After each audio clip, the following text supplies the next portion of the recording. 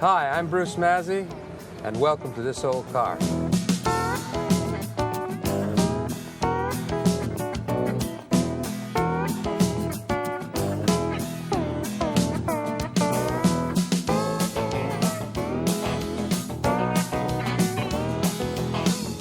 Today in This Old Car, Bruce Mazzie heads for Potomac, Maryland, as he meets up with Buzz Potter, who's been collecting classic cars for over 60 years.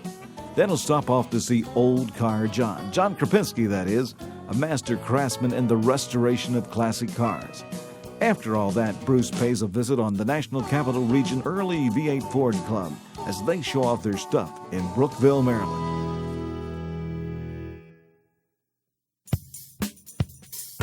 This morning we're going to have a look at Buzz Potter's cars. He's been collecting cars for 60 years, and the first one we're going to see, he's been driving for that long. He bought it new in 1936, and he and his bride went on their honeymoon. Let's go have a look. So Buzz, this is the 36 Ford you bought new. Yes. In 1936, and you and your wife have been driving it all these years. Yep. I see you around town from time to time. Why don't you tell us a little about it? I got it from a dealer in Bethesda, Maryland. I traded another Ford in on it. I drove it to college, and it still runs beautifully to this day. It's never been in the garage for a fix but once, and the guy was doing the wrong thing, so I was a poor boy. I fixed it myself, whatever it needed. Good for you. So here it is. Let's have a look inside. Still got the original leather, and up front, original heater. It's got the Little worn, but still running.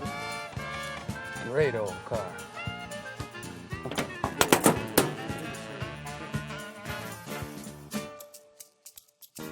Yeah, this is an 85 horse flathead V8.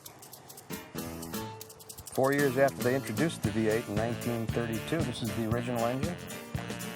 This is proof to the pudding that they're still out there waiting to be restored.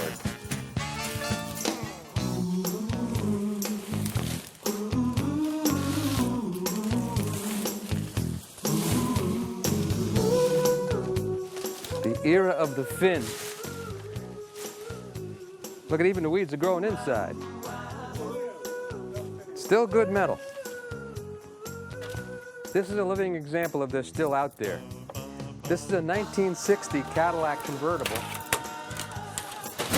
A very valuable car. I think Buzz got it from a customer. And over here, back in here, we have a 1949 Chevy convertible. These cars are restorable. People around the country pick these up, take them home in their garage, disassemble them, put them back together, and make them like new. Look at these cars. We have 8 cars in this lineup. An old Pontiac looks like about a 67, maybe a 58 Cadillac, 49 Chrysler, about a late 60s Merc, and an old Nash. Many of these cars are still restorable, just proves they're still out there. Buzz tells me there's a family of fox living under this one.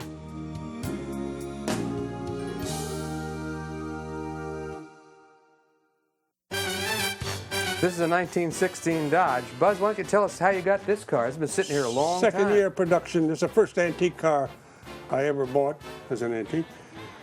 And I bought it in 1960 or thereabouts. And it's original paint. And it's got the original side curtains that have never been down. Second top. It's a very dependable car. Looks like it needs a little work, Buzz. Been sitting here a long time, the inch of dust and all the rest. But it cranks over and it would run if I had the time. Good, let's move on and look at a few more. Now back here we have a 1934 Ford 5-window coupe. That car is actually in great shape, is very restorable. Just has to have the engine put in it. But this building, like the others, is full also of very valuable parts. It doesn't look like much. It looks like junk, but one man's junk is another man's treasure. This is a 1928 Lincoln 7-passenger touring car. We've taken a lot of tours, drove it up to the rock-bound coast of Maine on a tour and back on a Glidden tour. So it's a very tough, dependable automobile. This 1928 Lincoln is a very valuable car. Still runs, still moves, just needs to be cleaned up, taken outside. New battery. New battery put in it. Clean the mice out of the carburetor. Mm-hmm. Off we go. Done. It rains here in Potomac, and the rainbow hits the sky. The pot of gold is in this building. Buzzy's going to show us a couple more nice cars. Buzz, what do we have here? This is called 1938 Bantam Roadster. Bantam Roadster. It's a mini. It's small. Austin Bantam. Very nice. And the engine sitting here hasn't in it yet. The whole engine and four-cylinder is less than a foot long. Wow. 11.5 inches. 11.5 inches. That's what propelled it all over.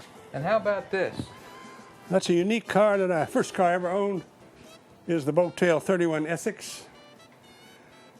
And I got it in high school in February 1935, sold it in college, and got it back almost half a century later in an antique car magazine, and I bought the car back. And found it was my original car after I bought it and brought it home. So there she is. Let's have a look at that Packard downstairs. Yeah. This is a 1929 Packard dual windshield Phaeton. I've had it about 20 or 25 years. It's the prettiest car I've got. I fell in love with one like it when I was 14 years old. A family friend used to drive one out to our farm and park it in the yard. So I finally got one of them. Buzz, I want to say thanks again. We're going to move on. It was a lot of fun. When we come back, we're going to stop in the shop to see Old Car John.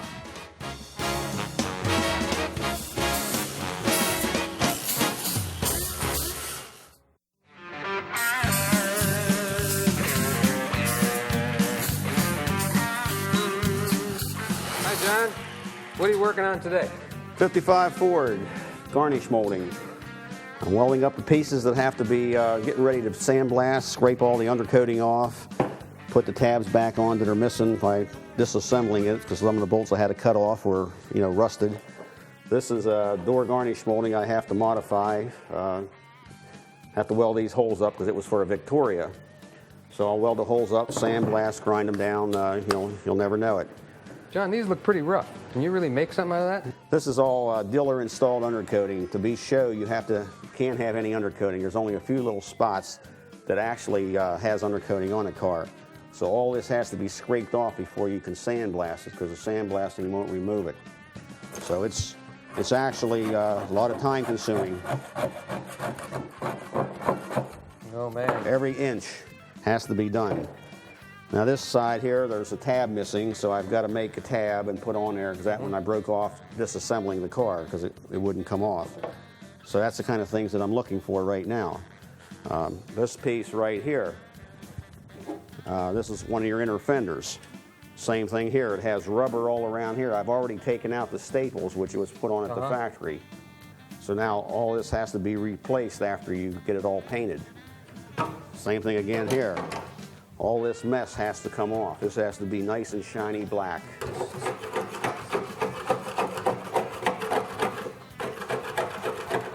Original paint under there. Original black paint. A lot of times you'll find numbers, which is important when you're building a car. You'll scrape off undercoating and there'll be numbers put on it, markings, certain colors. So that's what you try to look for. Everything got to go back to as possible, close to the factory as possible. This is a bad corner on a fender, right, inner fender, see? So this metal right here will be cut out and a piece made on there and welded in, worked out with filler so you can't tell it. That's the kind of things that you're looking for when I'm starting on this car right now. I'll do all this. I'll sandblast it, weld it, sandblast it again. Then, work the filler. But everything has to be done like this, every piece. I mean, people don't realize the amount of pieces there are to a car. We'll get into that a little later. I'll show you some of them. Especially this car. Right. We're going to follow this one through from beginning to end. We want to see a nice finished product in about 6 months. Pretty sound. The car has real good floors in it, so it's a real good car to start with. How's the engine? Okay, this piece right here has been torched off, so I have another one to replace this with. This is the front motor mount. The motor mount on here is actually missing, so I have that. I had another correct engine that I've taken the parts off already. This fan pulley is incorrect. I have the correct one. The intake will be changed to a 2-barrel. This engine I will use can be modified a little bit. It's the correct engine. I just have to repaint it, sandblast everything. I have better manifolds. The engine will come out of the car and start back from a basically bare block. I'll pull the pan off, a new pan gasket. Check it all out, but I've already had this off. The engine was built when I bought it. It will be a 2-barrel car, which making the engine correct for the serial number, the plate that's on the car. The transmission will be an automatic, Ford-O-Matic. It's sitting over here on the floor ready to send to the rebuilder to get rebuilt. I've already taken the chrome to get redone. The bumpers were picked up today. It takes 6 to 8 weeks for the bumpers. The chroming told me 6 to 8 weeks. The interior kit, I was told yesterday, it's 12 weeks to get it on order. Tires, you won't mess with tires until you're ready to put the car back together. John, all this has to come off. Yes, right? this is this. And you can't burn that No, off? it's got to be scraped. Sometimes you have to heat it. Sometimes you put solvents on it. It has to be dissolved. But everything has to be shiny, look brand new.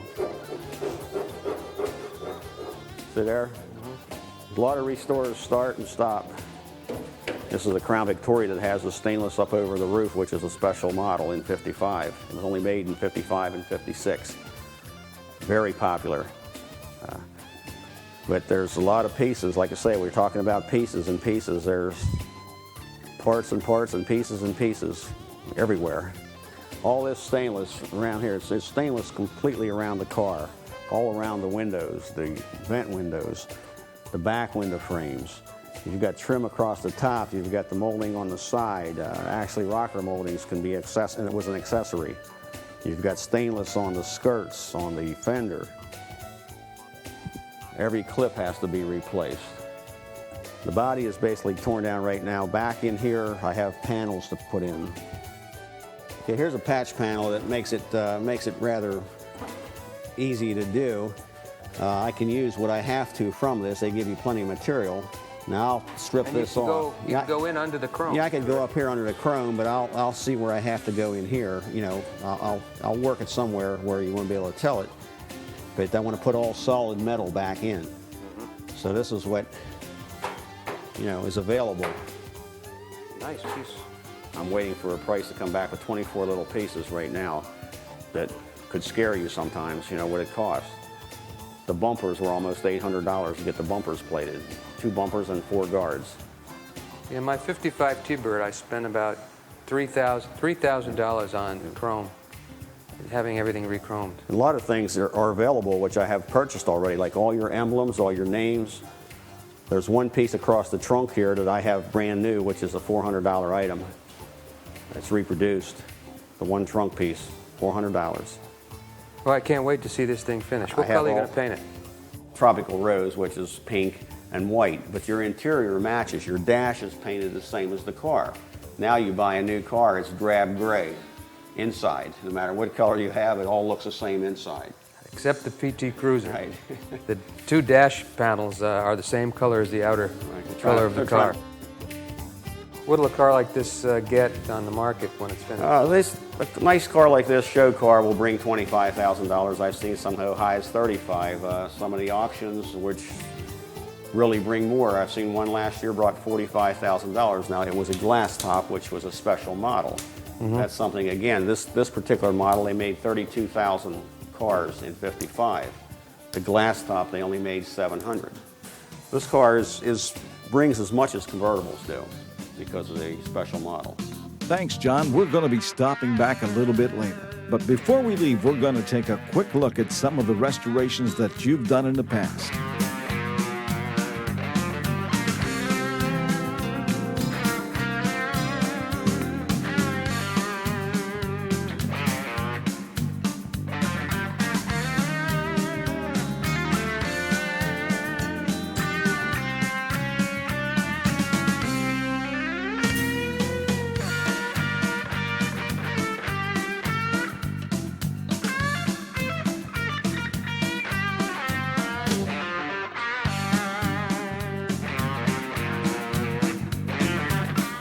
come back, we're going to Brookville, Maryland to visit the local chapter of the Early Ford V8 Club of America with over 9,600 members worldwide. So stay tuned. We'll be right back.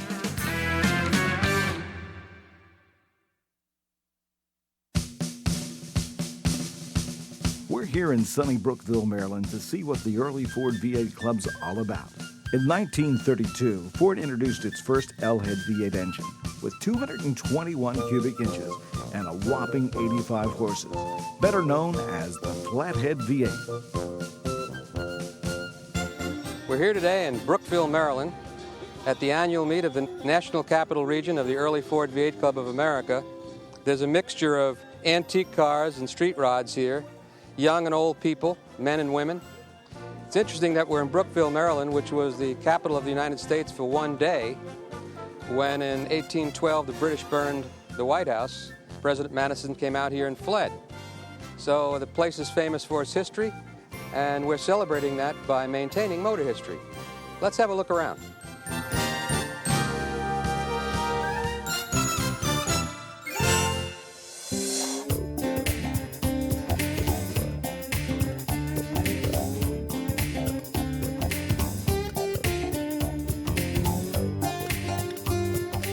As I said earlier, this is a hobby that's dominated by men, but it's not exclusive to men.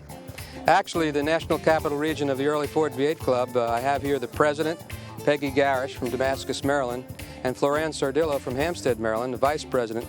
Why don't you tell us what involvement the women have here, Peggy? The women have a lot of duties in this club.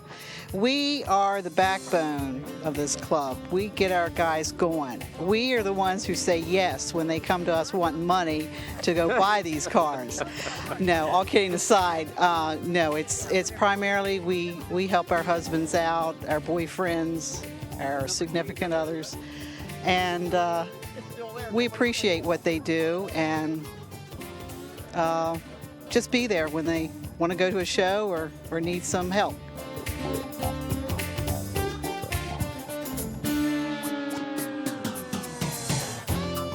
I want to ask Tommy Lumpkin from Silver Spring, and he's got his 38 Ford four-door sedan. It's an original car. Nothing's been changed.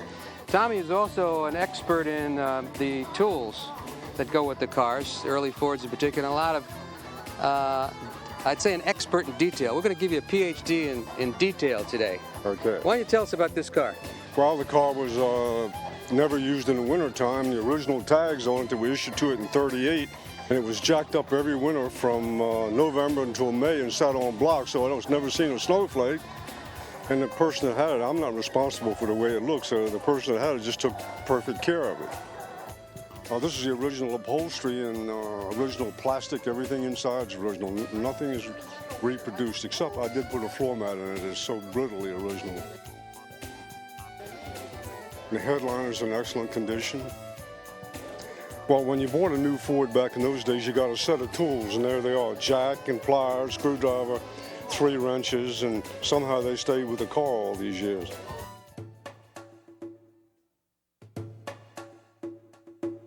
This is Josie ODonnell from West Friendship, Maryland, and another demonstration that there are women in the hobby. Josie not only owns this beautiful 36 Ford Cabrio, but she used to drive cars in races. So why don't you tell us about your history in cars, Josie? This Roadster was the cheapest thing that Ford made. Henry made these during the Depression. But my involvement in cars has dated back to when I was in high school. During that time, everybody lived and breathed cars. Well, it just stayed with me. And consequently, at one point in my history, I bought myself a 1965 Corvette. I'm not going to tell you how old I am, but I bought that car brand new. And I used to drag race that both on the streets and on the track. And I found that that was extremely exhilarating. And I have had a love for cars ever since I was in high school. Well, once we got married, it turns out that both my husband and I loved cars. Now we have different models and years of cars that we like, but this is the kind of car that he wanted, drove, raced, and wrecked when he was a young man. So consequently, we got into the hobby and we have just both thoroughly enjoyed it. It has added an entirely different dimension to our lives. Thanks very much, Josie. I'll let you get back to work.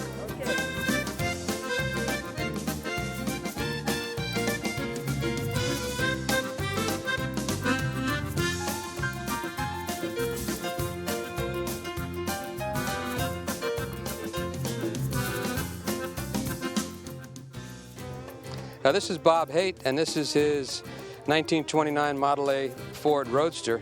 I'm told that there are 500,000 Model A Fords still on the road. Bob's a local guy, but Bob, why don't you tell us what you have here and what you've done? Interesting thing about this car, it's been in the same family since 1931. Wow. In other words, the guy that I bought the car from, he used it as a hot rod back in the 50s when I was in high school, and then he partially restored the car back in the mid-80s, and then I finished the job in the last year. It's basically a standard Model A, 4-cylinder, 40-horsepower engine. And Bob, you said this was in the same family since 1931. Does that mean the Haight family? No, it wasn't my family. The guy that I bought it from in Leadville, Colorado, he had it. They bought it as a used car. It was 2 years old, and like I said, he had it restored back, or partially restored back in the mid-80s, and then I bought the car from him 2 years ago. Thanks very much, Bob. Doug Holder has a 40 Ford, which is a work in progress here. Doug, why don't you tell us what you're doing with this car? Basically, I'm getting ready to paint it next. Mechanically, it's ready. It's got the it's 302 2.4s. Underneath, it's got a 86 Lincoln automatic with overdrive. That gives you cruising speed. It's got a 391 Plymouth rear, limited slip posi. It's tilt steering out of a Ford van with a Mustang steering wheel. And basically, that's about it, other than painting it next and then putting the upholstery in it. Looks like a wolf in lamb's clothes. That's what it looks like to me.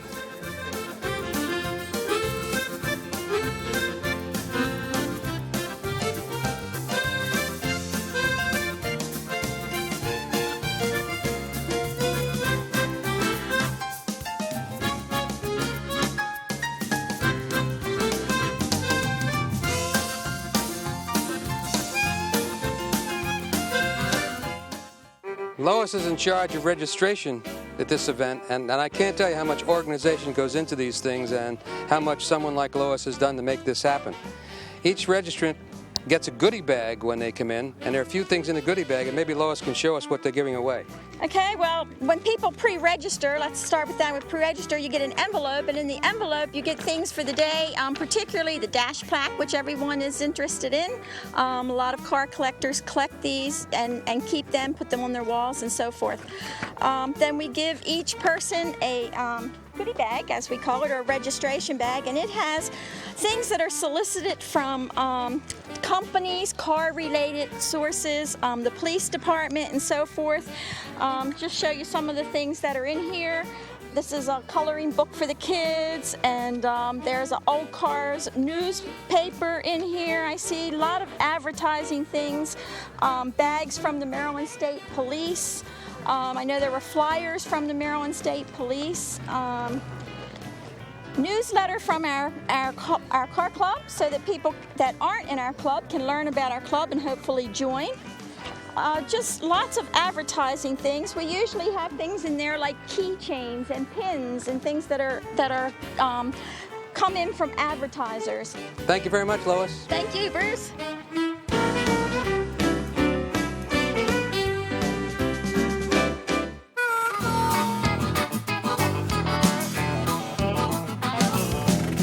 We'll be back next week to see how Old Car John's doing on the restoration of that 1955 Crown Victoria. Then we've got a few vintage Mopars to check out, and we've got a few more restorable old rust buckets to take a look at, proof that they're still out there.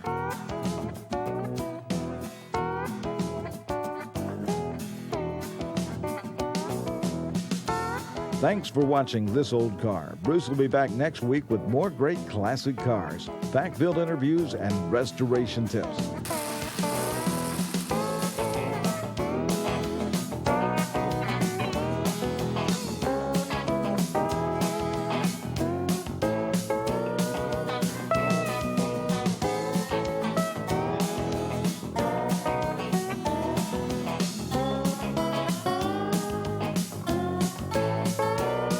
Until next week, I'm Chuck Baker for This Old Car.